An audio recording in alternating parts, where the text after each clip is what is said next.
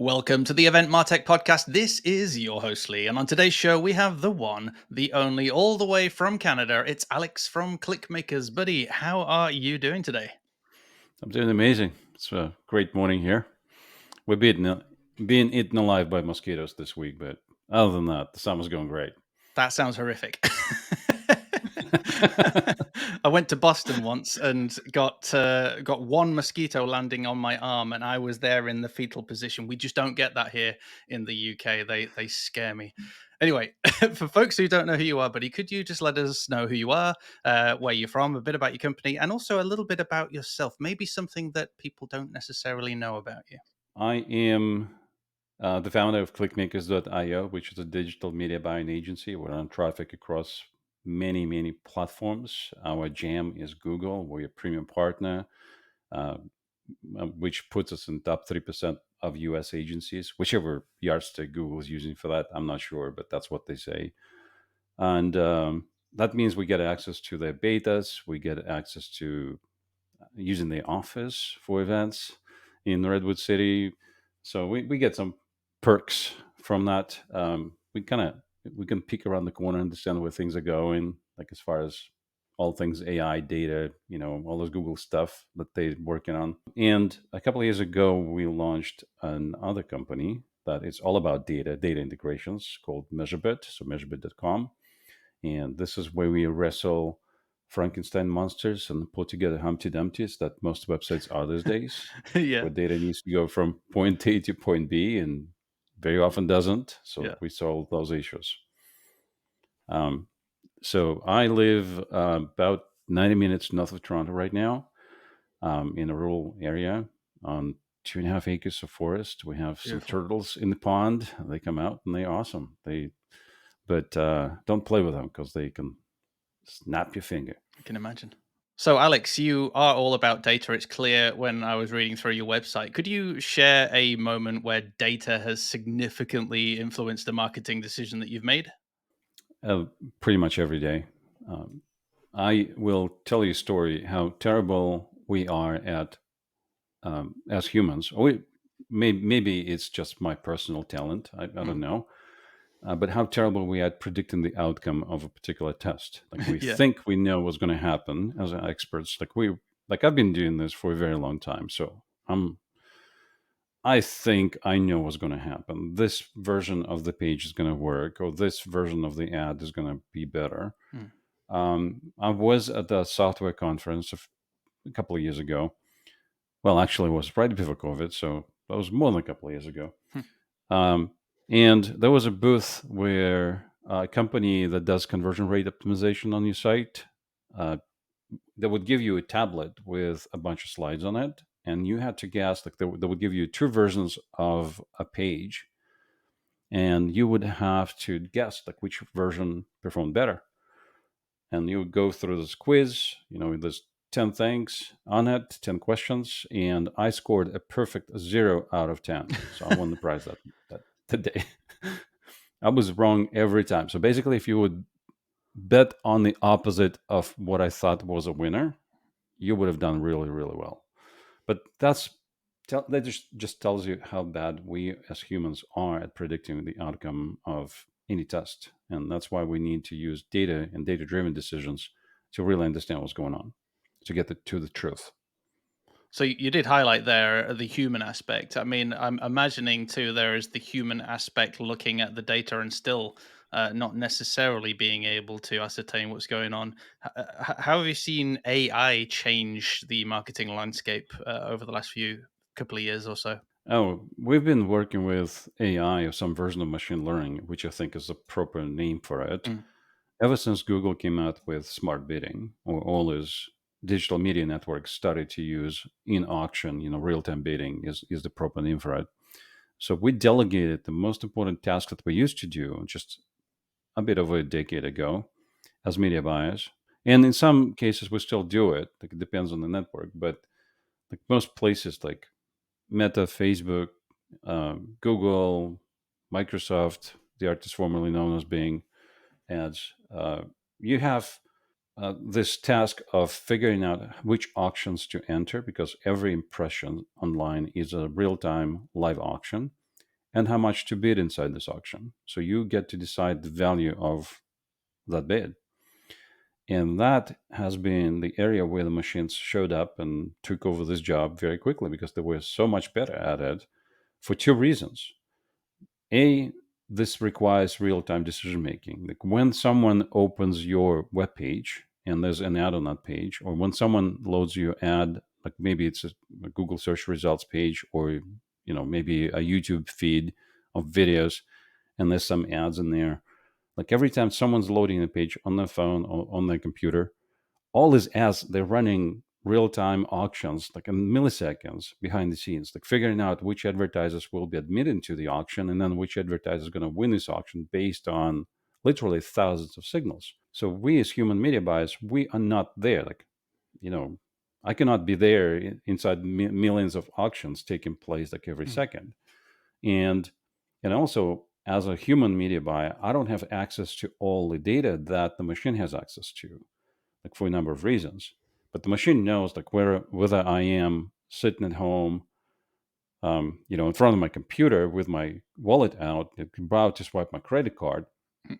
or if I'm paying for uh, my groceries, standing like doing a queue, right, and just killing some time on my phone. Yeah. And it's the same me. So demographically, psychographically, it's the exact same person, but contextually, like it's a very different value of an auction, very different value of that impression that an advertiser would want to buy. So the machine is the best way to make this decision is using the machine, not using a human media buyer, but using the machine is much better in this approach. In this particular case, and it's much more efficient. And you say that's been going So now for several years as well, as opposed to AI that we know it with ChatGPT and content generation being yes, fashionable for the last yes. couple of years. That's a form of machine learning that's changed the marketing landscape kind of over the last 10 years. It started slow, but then it gradually took over more and more components, right? It Hmm. started with bidding, then it spread itself into targeting, like all this audience stuff. Like a lot of that became the area where machine learning has become more prevalent. Mm. And now the actual ad creative is where the machines are playing a huge role. They're trying to deliver on the promise of showing the right ad to the right person at the right time. Well, we're very close to getting there now, because essentially what we're loading into the machine now, like when we launch a campaign, in most cases, it's not an ad per se. It's just a bunch of like spare parts. Like we just load what they call assets. Like we give them like headlines. Here's a bunch of headlines. Here's a bunch of descriptions. Here's a bunch of images. Here's a bunch of videos. And the machine will go in and like each auction will compile an ad in place, like using the assets you provided. It will try to create an ad that is the most fitting that space and that situation and that person, like what this person is trying to accomplish. Like we'll know like where this ad is being shown contextually and to whom it's being shown and who what this person is doing right now.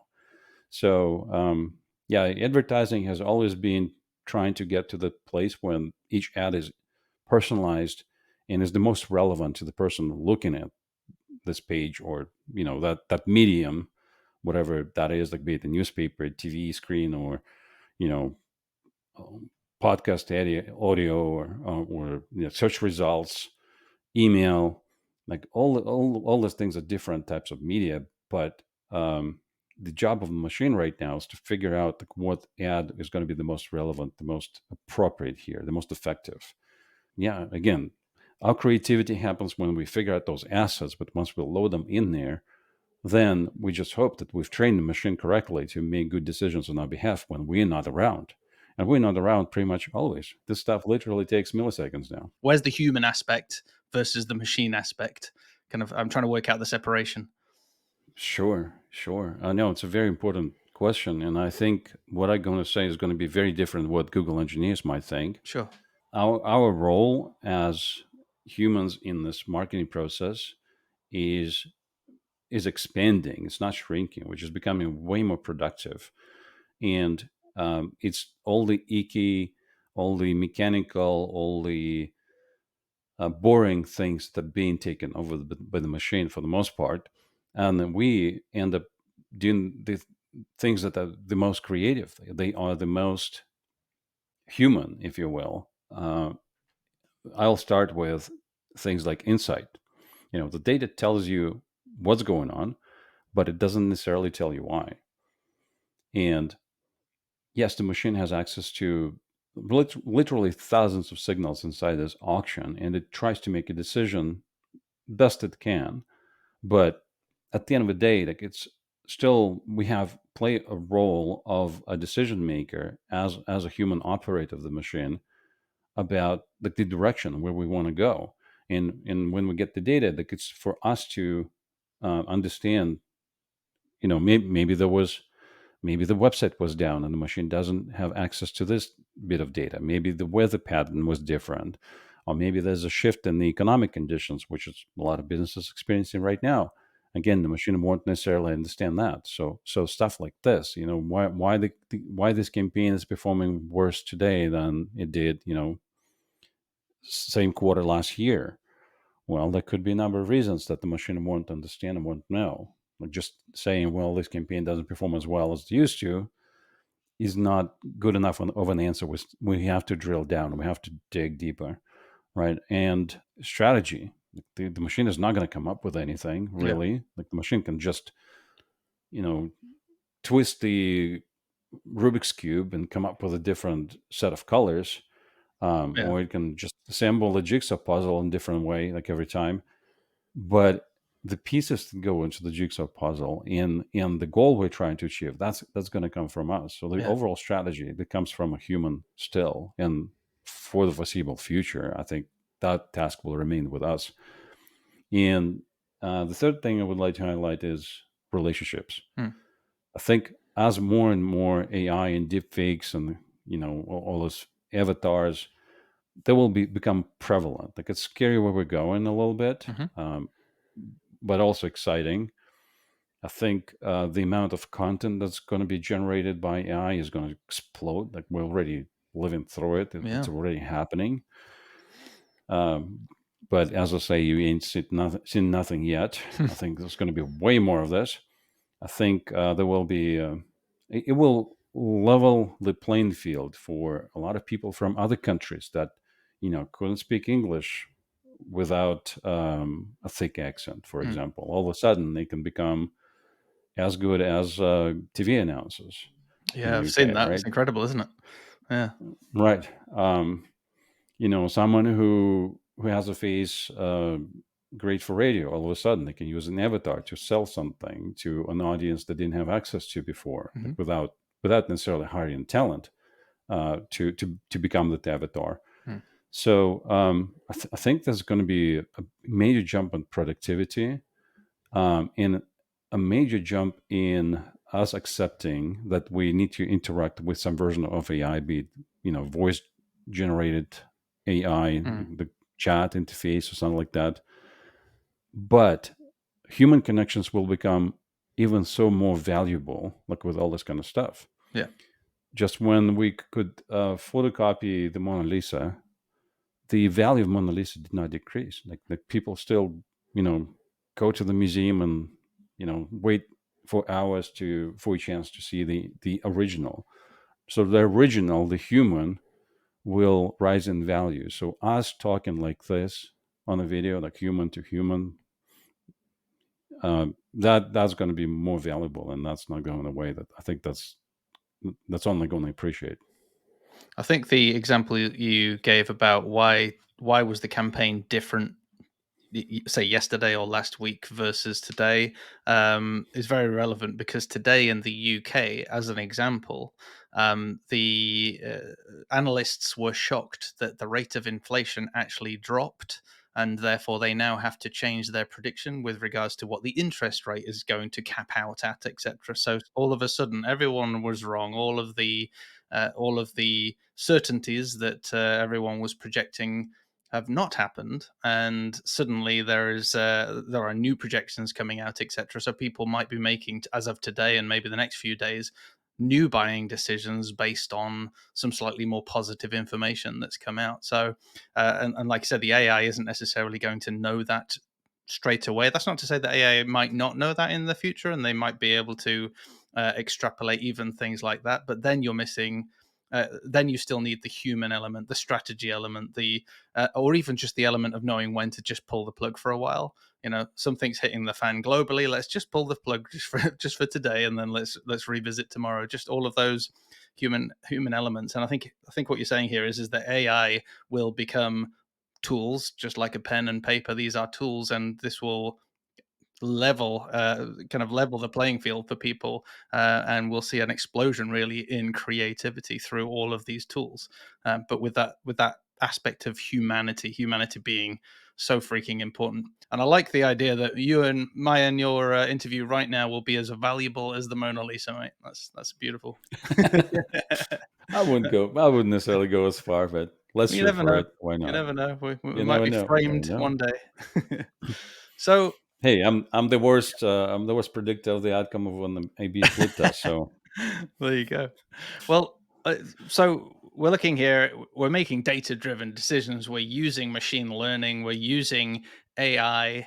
I'm still struggling to work out the creativity part. So, back in the day, say 10, 20 years ago, when I was doing campaigns, so design to print campaigns, for example, for an agency, we would always come up with a whole load of different types of messaging, and we'd come up with our own designs and imagery, etc. And we felt pretty free to do anything. We didn't have the data. We'd be pushing things out into magazines or on billboards, etc. But there was an awful lot of creativity and excitement.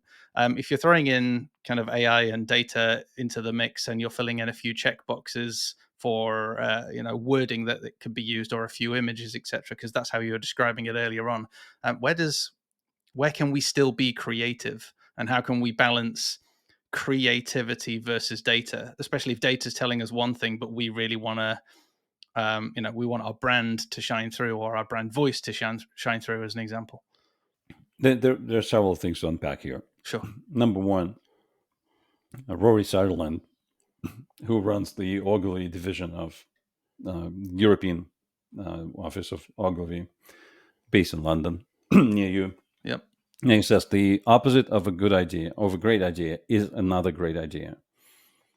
So the AI is not going to be able to figure out the opposite of a great idea. That's also a great idea. That's something that humans will have. Like, it will take a human to show up and be human. Yeah. They can say, no, I think we got to test this. Mm. And then you let the data tell you how good your test was or wasn't, right? If this new direction has a chance of being successful, like defining the direction Hmm. creatively, right? Like, let's try something completely off the wall, that's just something crazy, right? That the AI is not going to suggest that necessarily. Yeah. The AI we know today, and again, that's not to say that the AI is not going to evolve and become something bigger than it is today. But the AI today allows us to build images. It allows us to edit videos much faster, right? So the turnaround time, so the lead time from conception to launch is being shrunk significantly. So our productivity is going through the roof, Mm. which I think is amazing at a time when all countries become super old. Like, most major economies are about to hit a concrete wall, like demographically. And there's going to be just not enough people to do all the jobs that need to be done. So the AI showing up right now, like when we need more productivity, we need this huge jump in productivity. When things are, shaky economically, and the jump in productivity is about the only way we can pull ourselves out of a hole, we like all of this abyss, the economical abyss we're staring into right now. I think it's just a marvelous thing. I think Mm. it's, if you allow me to get a little superstitious, this is a godsend. It may be. So I think the timing is very interesting. Like, we need a jump of productivity right now, and the AI is enabling that. And as far as creativity, like, first of all, creativity thrives when there are some constraints in place, like when there's direction. So being data driven enables those constraints for you to be creative within. You know, having no constraints is not good for productivity, for creativity. It's the blank page uh, syndrome, right? Like, what are you going to write about? Right, you're staring at the blank page right now. Like, give yourself a topic. Give yourself, like, grab a question from a forum. Right, give yourself some type of a constraint. So that's what being data driven enables us to do. But also, it allows us to go in the opposite direction. Hey, we tried this. How about we try something very different? And AI will try to stick to what's been working in the past because it only has hindsight. It has no foresight. Like, its foresight is only based on the data that it has. So, using a mountain climbing metaphor, you've been climbing this side of the mountain, and you're not succeeding. Well, maybe you should go back to the base camp and start climbing the other way. The AI is not going to do that. Like, that's the job of a human, to be creative and say, well, this is, like, we're not going to reach the peak this way. Like, let's go back, regroup, and try something completely different from now on. So, um, yeah, again, creativity is only going to go up, like, in my opinion, because now everyone can be a writer, everyone can be a poet, everyone can be an artist, everyone can be a video producer, and you don't even need to be good on camera or have a radio voice to succeed most of the time. Like, you can, like, unless there's a requirement to have a human inside that, transaction, you can do a lot of things with AI. You or will be able to very soon. Now, you guys focus on driving traffic to websites, I believe. What are some common mistakes you've seen with businesses trying to drive traffic to their websites? Well, the number one mistake, number one in terms of being the most common, is not having proper conversion tracking in place, not being able to measure the results properly. That's number one. And number two, having conversion tracking in place, but measuring the wrong thing, optimizing for the wrong goal, or using the last century mentality, last century math to the 21st century AI driven marketing. I'll explain what I'm talking about. In the past, let's say you have a transaction value of £2,000, and let's say you need 10 leads to get one order. What's the value of the lead? Everyone's going to go immediately £200. The answer is, the correct answer is today, and has always been, but the math used to work out, but doesn't anymore. I'll explain why. So the answer is, you have one lead worth £2,000 and nine leads worth exactly zero. The only problem is you don't really know which one is which. And that's why you apply this law of averages, or you do this basic arithmetic to figure out the average value of the lead. Well, averages don't work very well anymore. And the reason for that is AI. Many networks, many campaigns are becoming multi-channel.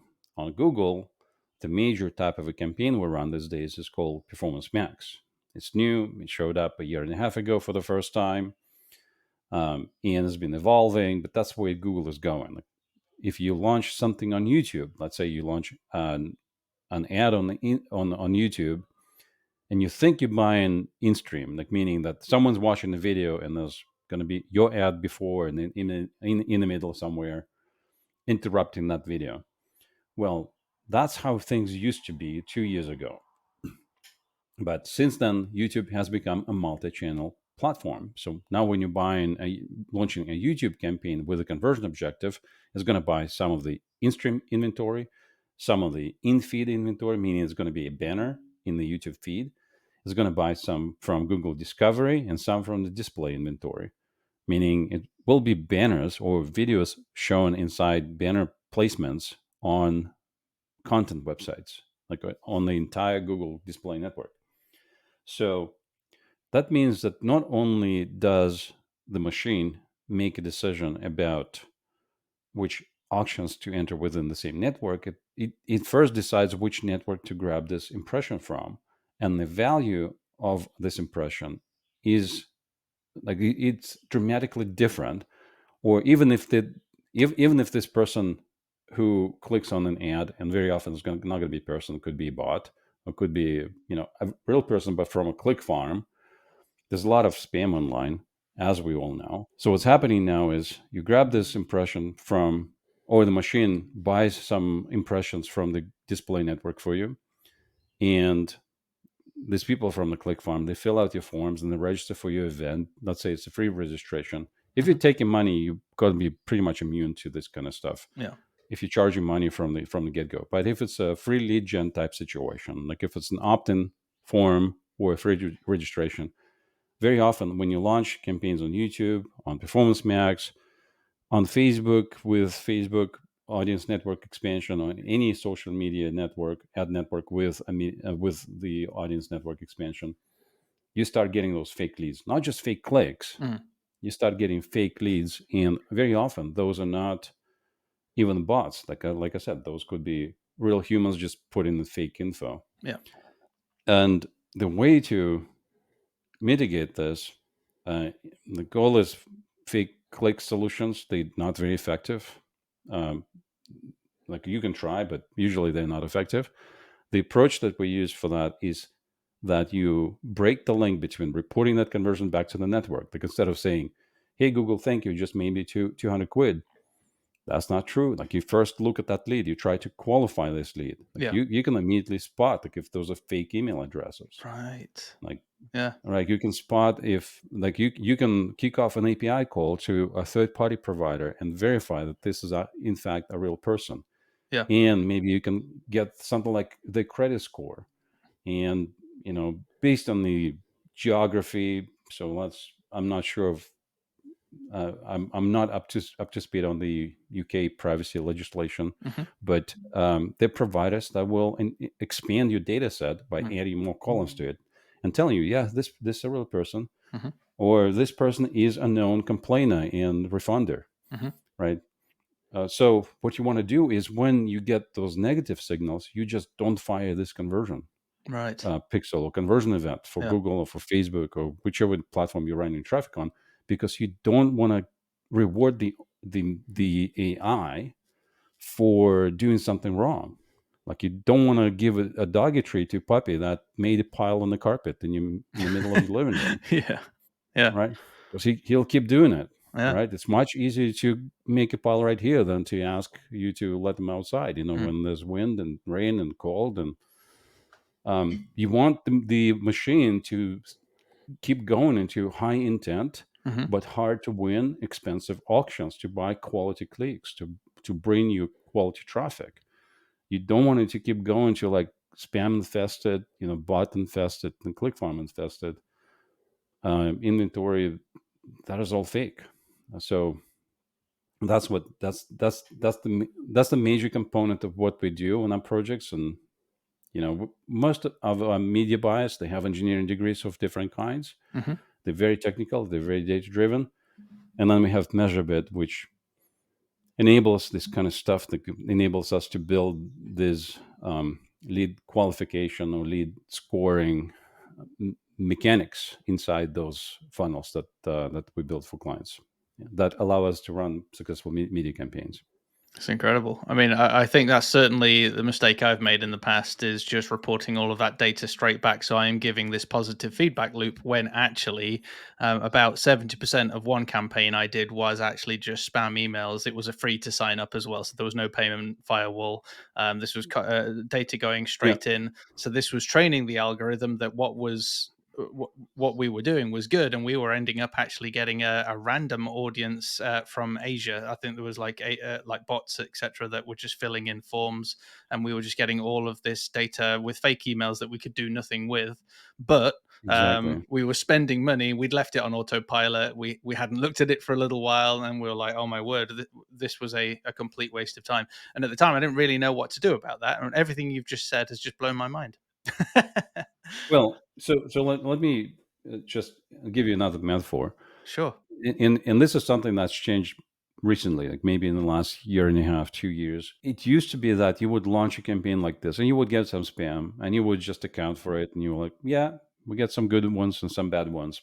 But you just learn, okay, so we get the bad ones from this targeting from this audience. They just, not run this campaign anymore. This loop, like where you decide what to target, launch a campaign, get the data, optimize, launch, get the data up. Like this loop is now instant. Like there's no break in there for you to step in and make a decision and adjust the direction of the campaign.